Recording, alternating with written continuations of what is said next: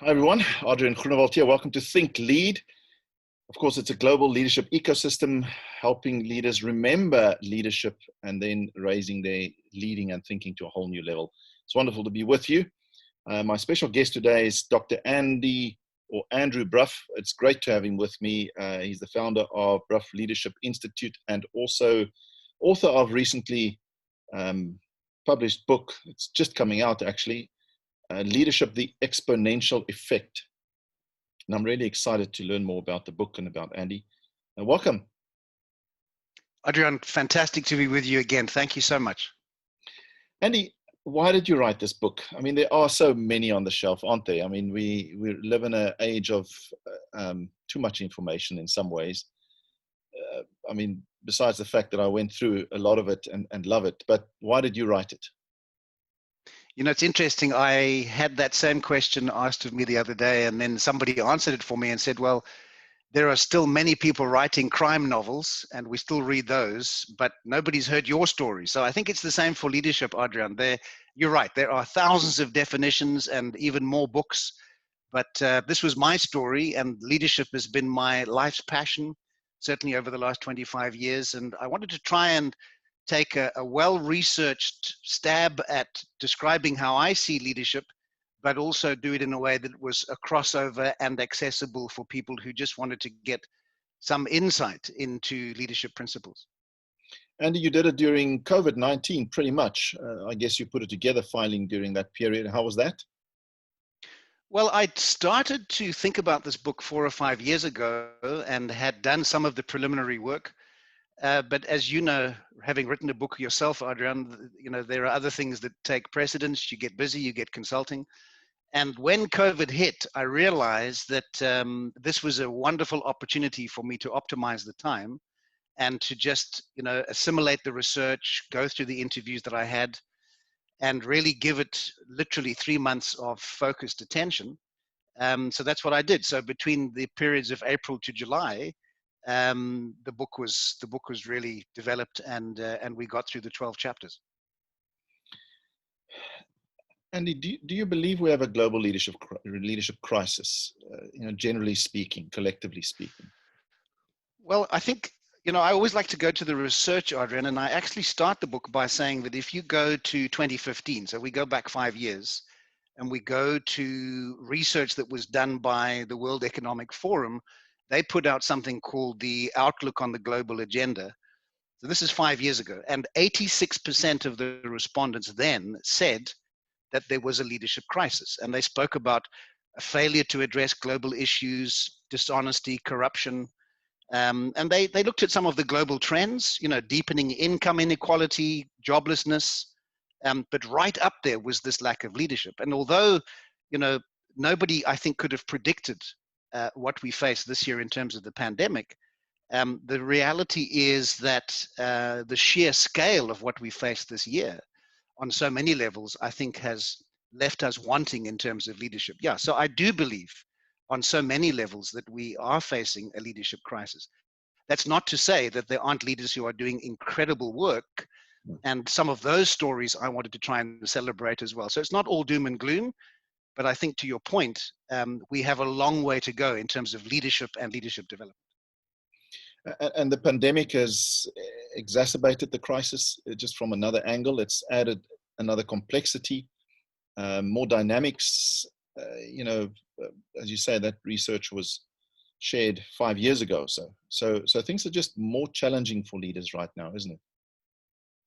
You know, as leadership thinkers, Adriaan, we've often referenced this whole VUCA thing, the fact that it's volatile and uncertain and complex and ambiguous. And then we go to VUCA positive, of the need for vision and understanding and clarity and agility. But I make the point in the book that I want to add an R to that model. So VUCAR. The VUCA minus is that there's a recurrency. I think the challenge for many of us is how long, you know, how long will this thing go on? So the volatility is not measured in hours or days. We're now into weeks and months and maybe even years. And so if the VUCA minus R is recurrency, the fact that this is a repetitive cycle, I think the VUCA positive is resilience. and that as leaders, we've got to be doing what we can to help people understand how to make that choice to be resilient at a time like this. Mm.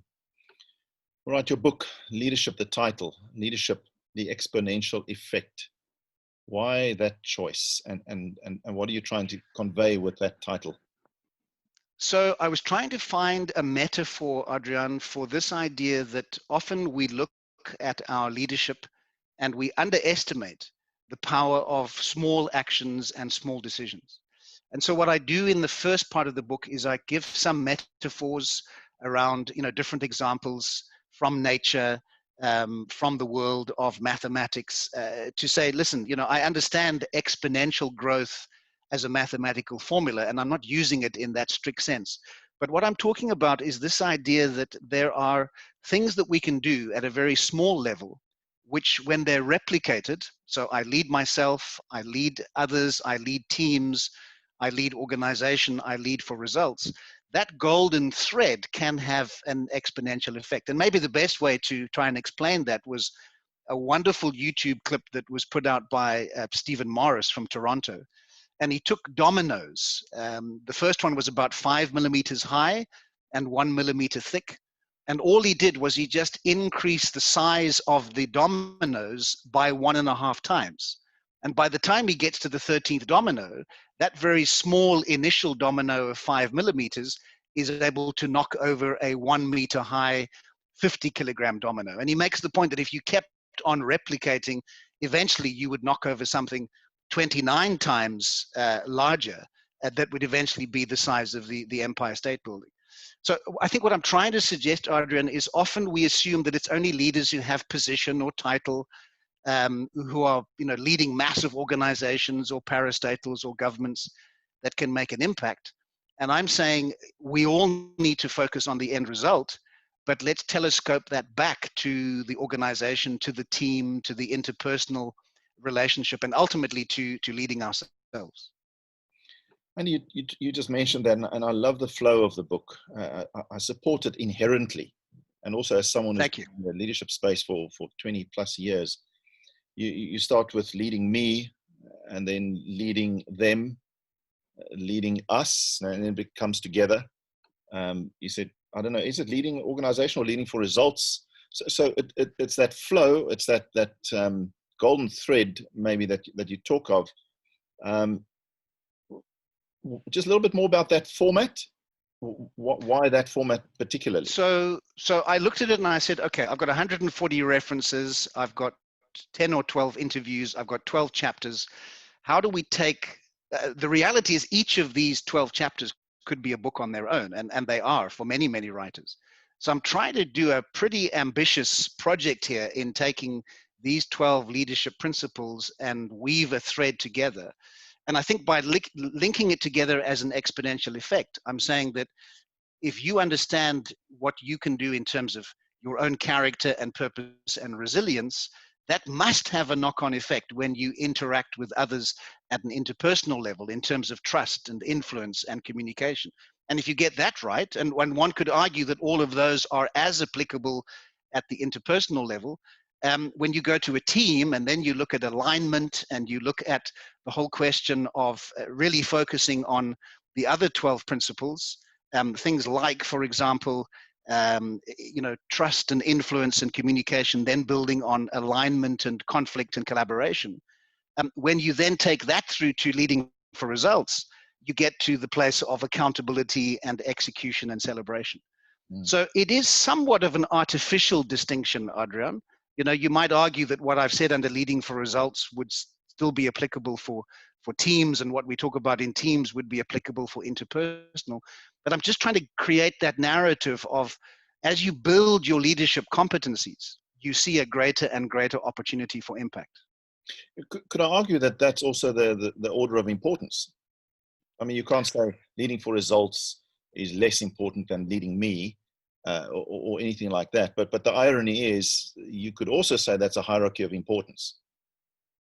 I think it is, Adriaan, and I want to be careful there, because one doesn't want to suggest that leadership is not about results. And I make that point because I think often we can get so wrapped up in the psyche of leadership and forget that ultimately it's about moving a group of stakeholders in a particular direction. But to your point, if you can't lead yourself, the greatest failures of leadership are often moral failures, Adriaan, and we see that, that the character and purpose and resilience can often be the things that trip us up when it comes to interpersonal or team or organizational success. Now, I know it's in our very divisive world, it's dangerous to come with examples, current examples, because the part challenge is also you and I don't know Donald Trump at all. We only know him through certain media entities. It depends on what Sure. media you follow. And same with Joe Biden and Cyril Ramaphosa and Putin. We can go on and on. But some might say, yes, you've got a Donald Trump who's exceptionally focused on results, on movement. It's just results, and he's always promoting it, promoting himself. It's all about, look what I've done, look what I've done. And those same individuals might argue, well, did he skip the first step when you look at how he comes across and that incredible focus on needing to stroke his ego, perhaps, and always wanting the recognition.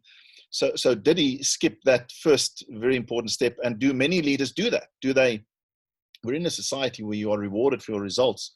You're rewarded for what you seem to have gathered around you and your wealth and your fame and your power, and not for who you've become necessarily.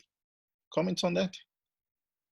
Well, let me pick up on the ego question, Adriaan, because again, I had to navigate this one quite carefully. Historically, we've said things like leaders need to lose their ego and empty themselves and have no ego.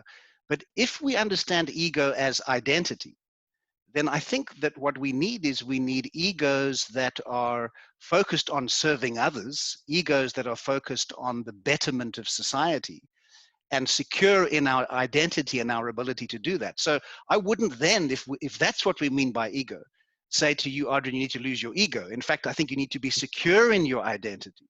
I think the challenge is when we move from focusing on ego to being egocentric, when now it's about my position and my betterment at your disadvantage. And I think this is where the challenge, particularly around authentic leadership, comes. Because as I've worked in many MBA programs now, when we start to unpack the qualities of a leader, and we talk about authentic leadership, and we talk about leaders of vulnerability and trust, and we talk about leaders who are leaders of empathy and care, often I do get pushback from my MBA students, my postgraduates, who say to me, but Andy, where are these leaders that you're talking about? Because as we scan the global stage, we're seeing something different. So I think to your point, Adriaan, there is always that tension between a leader who can take choices which may be expedient in the short term to get the results, to get the popular vote, to position him or herself for the role that they want. But it does seem to me that eventually, if there are flaws, if there are challenges at the level of self, those catch up eventually. Mm. Well, we can certainly have more conversations about other elements in your book in due course. But today, just maybe give me the essence of leading me. What are you conveying in your book, or just in general? What is the essence of that? So again, one could look at it in 1,000 different ways, Adriaan, and I had to say, all right, in 3 chapters, where would I begin to look at that? So I want to start with another metaphor. We're a diamond producing country, and De Beers have what they call forever mark diamonds. These are diamonds that are of a particular quality, particular caliber. Not every diamond receives that award. And the point that I make is that when you look at diamonds, there are about 140 million of them that are produced annually. But very few of them, less than 1%, in fact, achieve this forever mark status. And when you look at a diamond, there are some characteristics. There's the cut of the diamond, there's the carat weight of the diamond, there's the color of the diamond, there's the clarity of that diamond. And when you combine all of those things together, the gemstone dealer then has an innate confidence in this piece of jewelry itself. And I think that's a great way of thinking about character. If we think about a diamond's character, now we look at a leader's character, what would be the facets? What would be the elements? And so what I do is I argue that if we think about character from the basis of identity, so who am I? I provide the reader with some questions. Who am I? Who am I trying to be? Who am I not? So it addresses some real questions around authenticity. I think it's got to be around integrity. So the problem with integrity, if integrity is just doing what you say you will do, then there are many examples of what we would think historically as of bad leaders. In fact, leaders who had international impact, but they were leaders of integrity because they did what they said they would do. So I think integrity in this case needs something more. We need a moral equivalent in there. We need something that's intrinsically linked to values of care, values of support, values of humanity. So I make that point, and I make the point in the book that my own mentor challenged me on that we often throw around this thing of you've got to be a leader of integrity. But if you don't put a moral equivalent in there, then many leaders, we could argue, are actually being completely leading from the place of integrity because they are doing exactly what they said they would. I also think it's then the question of leadership from the basis of insight. So insight here is about emotional intelligence. It's about self-awareness. It's about social awareness. It's about situational awareness. Can I scan the environment and read what's going on? And I think that's got to be part of your character. I also think character is about intent. And this has become a big one, Adriaan, because if I'm leading an organization or leading, navigate the complexities of working virtually, which is something I also talk about in the book. The challenge that you've got is to assume positive intent from the get-go. If we're working in a team, I've got to come to this team assuming that you're not out to get me, that you don't have a hidden agenda. And some of the historical thinking that we had around team formation, that idea of forming, storming, norming, doesn't always work in a virtual setting because you get thrust into this team dynamic very quickly. And there isn't always that opportunity to build the social cohesion. So I think character as intent is important. And I also think character as initiative. There's got to be a drive. There's got to be a fortitude. There's got to be a sense of momentum and forward thinking. So there's a lot in there that I've covered already, Adriaan, just under character. But I think unless you can ask those questions, those facets, if you like, of your self-leadership, you don't really get over the starting line. And you've got practical questions that make leaders think at the end, the tail end of every single chapter in leading me, leading us, leading them, which I think is very effective. And you'll probably use it in a lot of coaching, and so could others once they have the book. Right. Actually dig into those questions and pose those to the individuals, the leaders that they are facilitating, whose futures they are facilitating.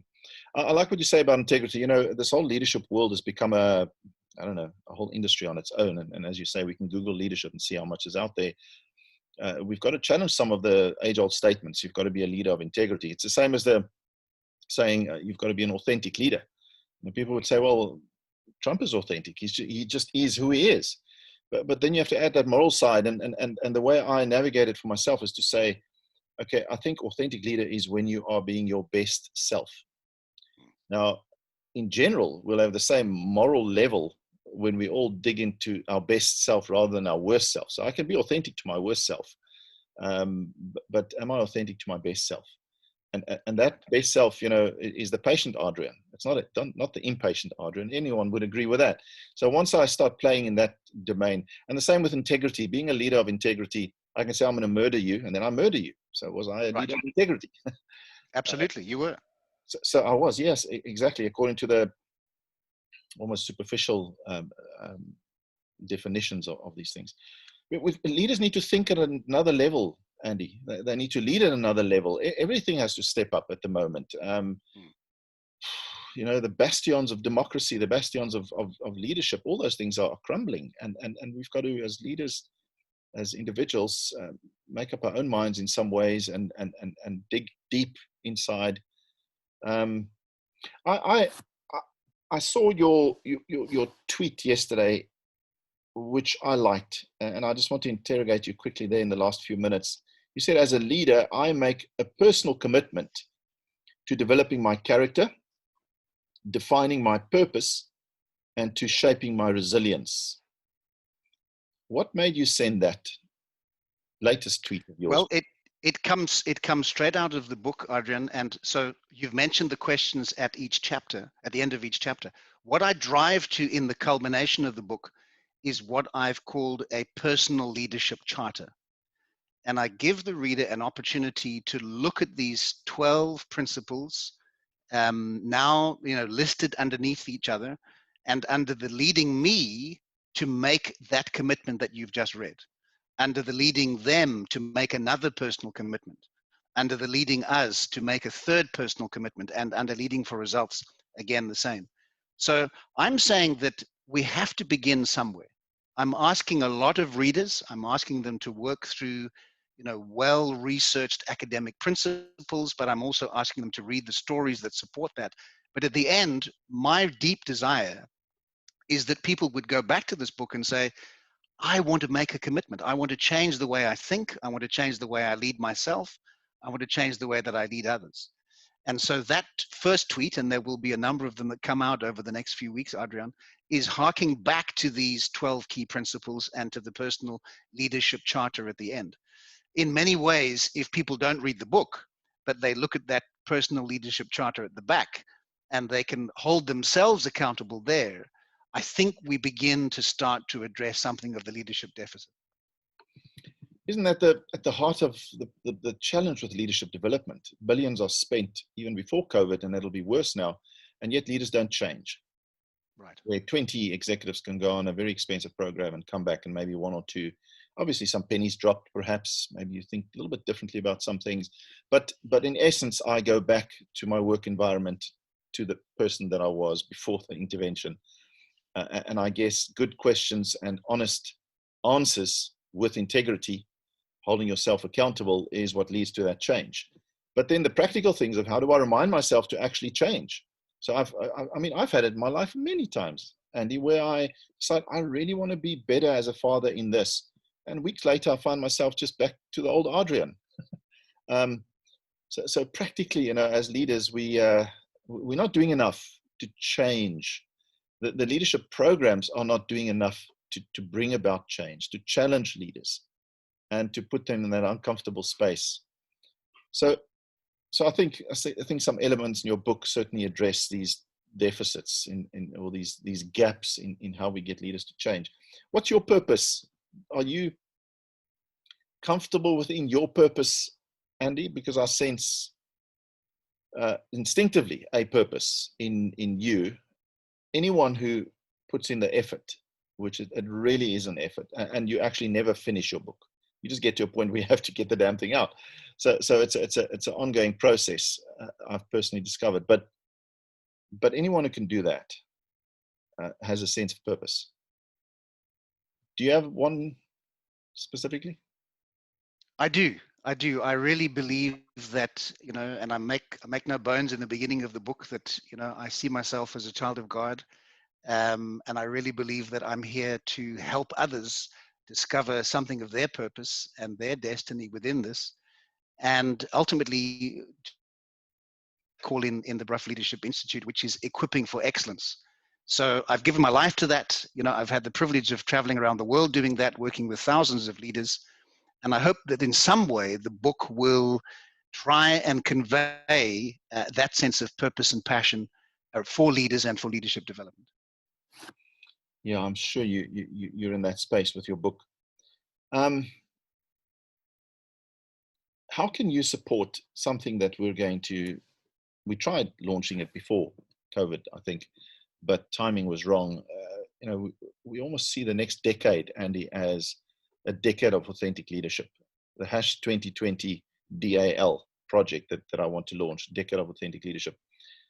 And I guess it's kind of a arbitrary question in a way, because it's clear what you're doing, but how can you contribute to this decade of authentic leadership, where we need to turn around this leadership crisis, which we can define in many ways, politically, economically, socially, morally, individually, ethically?